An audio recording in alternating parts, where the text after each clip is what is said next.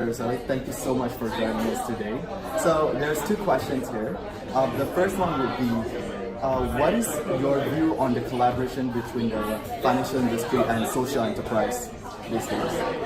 Okay. I think more and more for financial services, we are going to embrace the EESG initiative, right? The environment, economy, social, and governance.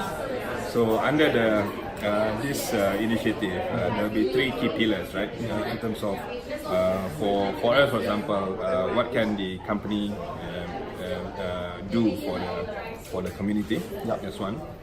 What is the business of the company that can reflect these social initiatives, and in particular for FI will be in terms of our lending guidelines, etc. Right? So clearly, there is a way to collaborate, but from our point of view, we will have to tie that back to our own business model, right?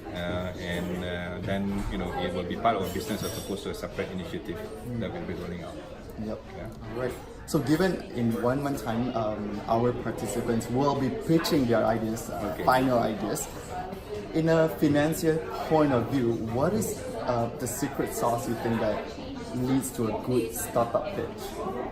I think at the end of the day, it's all about customer. How can whatever proposal you have lead to a customer doing things better, faster, and more efficient, right? So I think that's the key thing. So even for us, for example, we normally look at how a certain thing can help a customer do things better, faster, cheaper. So nothing specific, but if you can always come up with an iteration of how you can solve a customer issue, or how you can solve a friction of how customer can do transactions and business. I think that will be a differentiation compared to other proposals. All right, I think that's really good. So hopefully our participants can benefit a lot from the session we have with you today. Right. So thank you so much for coming. Thank you for inviting me. Thanks.